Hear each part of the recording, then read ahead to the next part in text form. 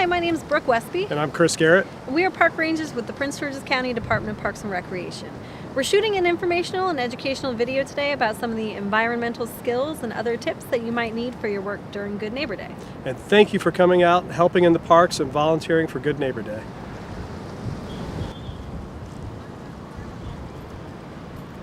So what we're going to show you today is how to dig a hole, how big to dig the hole, and then what to do with the tree once the hole is ready. You don't want the tree to realize that it's been planted in the ground. So dig the hole bigger than the actual tree roots that are in the pot, and we'll use this soil later. The strongest muscles you have in your body are pretty much your legs. So instead of trying to jam the shovel in the ground with your arms, it's best just to stand on the shovel, put your weight on it, and then you can use the handle to pry the dirt out. So I think our hole's about ready. We'll take a look at the tree and see if it's deep enough and if it's wide enough. And that looks pretty good. A good way to check and see if it's level, if you're not sure, is just to lay the shovel across. And if it looks level, straight across, then you're good to go. Then we'll start putting the soil back in. We can put the soil in loosely at first, and then just use your shovel just to pack it down lightly. And as you put the soil in, take the shovel and just kind of, again, pack it down lightly. You don't want to stomp on it, you don't want to mash it down. And if you have extra soil, you can make a little ring around it.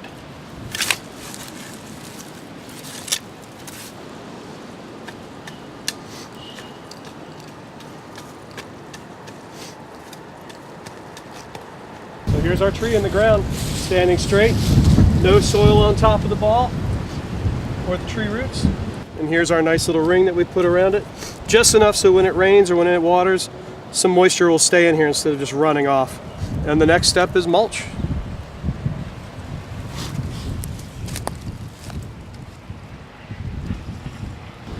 Alright, so now that our tree is planted and happy, we want to put some mulch on it. So putting mulch around the base of our tree is going to help retain the moisture.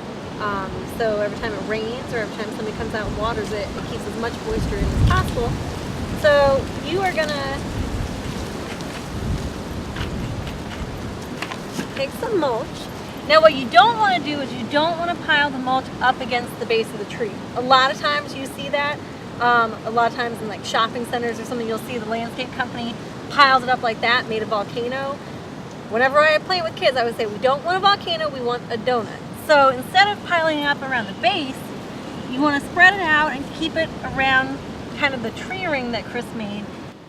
Put your mulch around there. You don't want too much around the base of the tree, because again, if you pile it up around the base of the tree, you can actually harm the tree. It can actually kind of make the tree rot. So if you just spread it out, kind of keep with that tree ring, put a little layer over the root ball, that'll just help keep the moisture in, and you're it's kind of like tucking the tree in, making him nice and cozy and protected, and just a little layer there, and there's your mulch.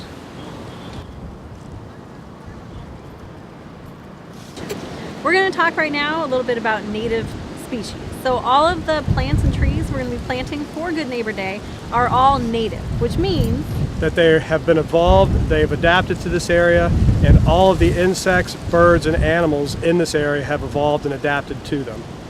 So the non-native invasive plants that we're going to be removing today provide very little ecological benefit to our native environment and animals. So by removing them and replacing them with the native species that should be here, we're providing great benefit to our overall environment. Invasive plants are generally plants that come from another region of the world. They're transported here somehow through different means, and when they come here they tend to take over an area. So they tend to spread very quickly, and they prevent other native plants from growing like they should. So bush honeysuckle, for example, is a non-native invasive plant. It takes over an area, as you can see, it spreads like that, it spreads like crazy, and it's one of the first plants to bud out in the spring. So it pretty quickly shades out any other native plant that is trying to come up.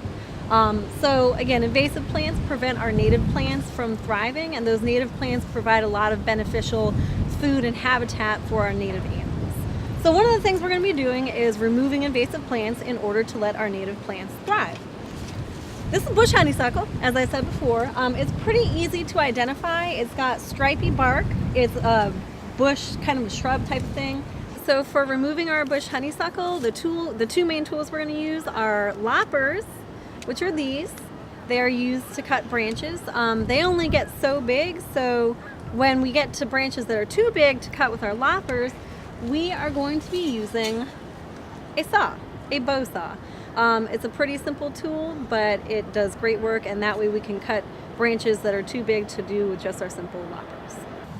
All right, so one thing you want to keep in mind when you're removing invasive plants like this is you want to be aware of your surroundings. So when you're cutting things down, whether with a saw or with the loppers, they're going to fall somewhere. So just make sure it's not going to fall on the trail where somebody might trip on it or on somebody else. So before you start cutting, look around, make sure you know where your branches are going to fall. Another important thing is wearing safety glasses or glasses of any kind. Chris has his sunglasses on. But when you're down here working in stuff like this, it's really easy to turn around and accidentally poke your eye on a branch. So wearing glasses of some kind, and we'll have glasses on Good Neighbor Day, but just so keep in mind your surroundings and be careful not to poke yourself on anything.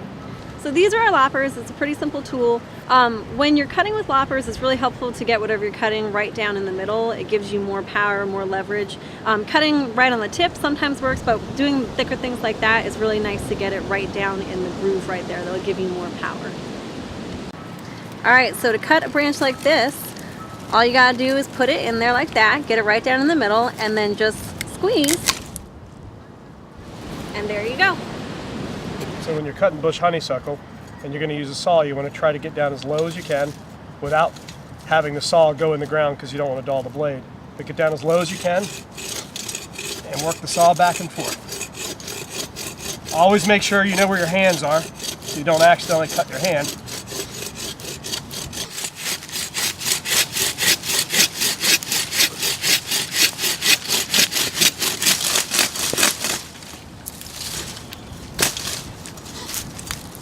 All right, so once our bush honeysuckle is cut, we're going to be removing it from the spot where it was cut and putting it in one central pile. So in order to do that, you're going to drag your bush honeysuckle out, but sometimes you're going to run into some trouble. Pull it out, Chris. This bush honeysuckle has a bunch of vines wrapped in it. So you might need to use teamwork, and while one person pulls, the other person can cut the vines that are still holding it down. All right, one of the more common plants that we might encounter on Good Neighbor Day that we want to try to avoid is poison ivy. So one form of poison ivy you can see right here is this hairy vine growing up the tree. It's very common. You'll see a lot of it around Lake Artemisia, but this is actually poison ivy. So knowing what it looks like is the first step to trying to avoid it. If you do happen to touch it, the most important thing to remember is that you can wash it off. Because it's an oil that gets on you, if you wash it off your skin soon after you touch it, you can actually avoid getting the rash or lessen the severity of the rash. The other form of poison ivy that a lot of people think of is the leaves of 3 let it be. So plant has 3 little leaves coming out of one stem. They're kind of shiny. That's poison ivy as well. We'll see that in the spring, and also this vine here has little branches coming out of it that will also have those leaves of 3.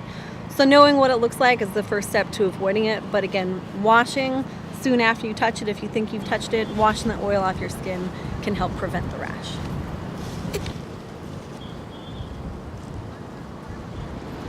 One thing to remember is sometimes trees they've been in these pots for so long that their roots start to grow around themselves. There's no way for the roots to get out, and they're continuously growing.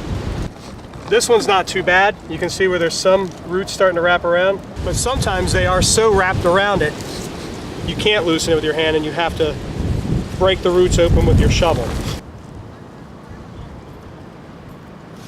As we're digging our holes, there's going to come a time where we need to put the shovel down in order to plant our tree. When you put your shovel down, try not to put it like that. Somebody comes along and steps on it full force, the shovel ends up coming up and can actually hit them, ooh, just like that, in the face. So the safer ways to store your shovel are leaning it up against something. You can leave it like that, although that's not ideal either. The safest way to do it is probably just laying it flat like that.